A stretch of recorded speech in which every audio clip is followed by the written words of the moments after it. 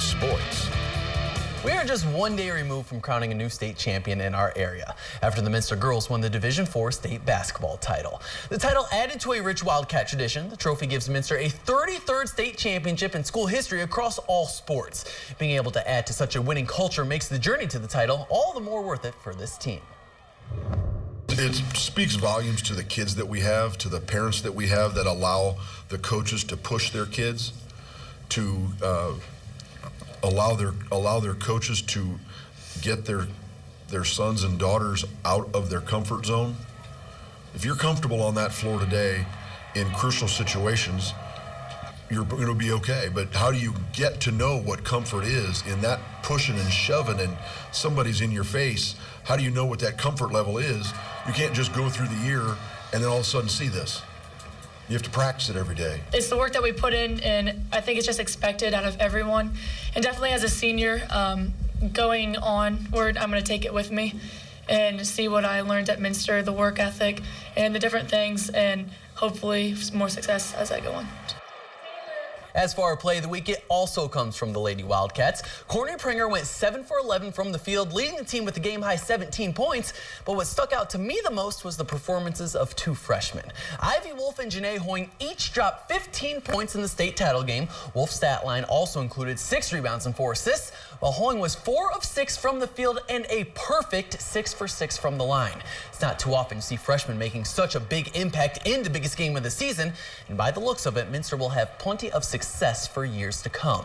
In Division III, the Versailles girls came up just short in the state finals following a second-half rally against Columbus Afrocentric. Now the school has to say goodbye to a senior class that made their mark in school history, getting to 3 state tournaments and helping bring home 1 state title as freshmen. These 2 got a taste of it as freshmen and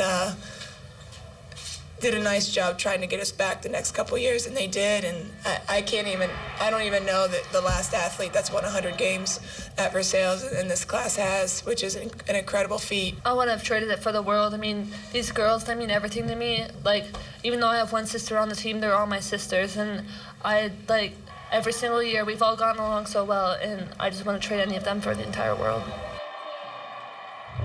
Looking at some boys basketball action this past weekend, Marion Local finally pushed through to get to the state tournament. After losing in regionals 3 of the previous 4 seasons, the door has been broken down. And if that isn't enough, this is the Flyers' first trip to Columbus in 14 years. It's awesome, you know, to be back in state. We haven't been there in forever.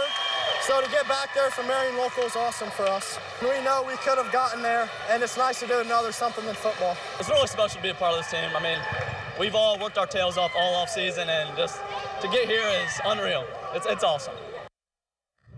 And if you thought 14 years was a long time to wait for a return to state, how about Pandora Gilboa? With their big win against Crestview on Friday night, PG secured their first ever regional title in school history, as well as punching their first ever state Final Four ticket, a moment the Rockets have been waiting for since 1952.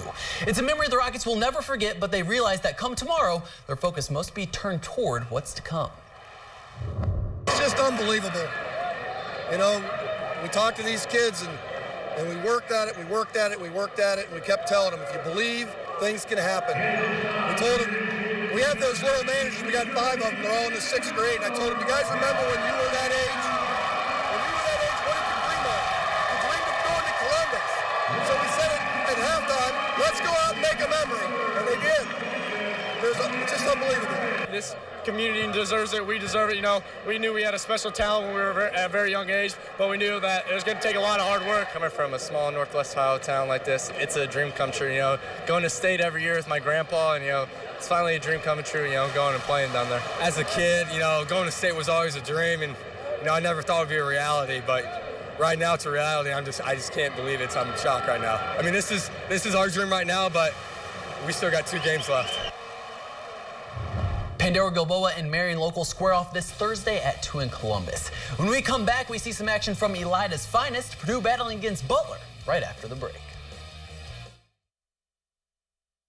Welcome back. March Madness is certainly upon us, and if your brackets weren't busted earlier, they might have suffered more today as Michigan State fell to Syracuse. However, there is another Big Ten team going strong. Purdue going against in-state rival Butler without their big man Isaac Haas. 2 minutes to go, Sean McDermott on the receiving end of a beautiful bounce pass. Butler draws within 2, but no worries here. When the game is on the line, Elida's finest is all you need. Dakota Mathias with a dagger 3 to seal for Purdue. 11 points, 4 assists, and 5 rebounds for the former Bulldog. Purdue wins 76-73. They will play Texas Tech at the Garden on Friday.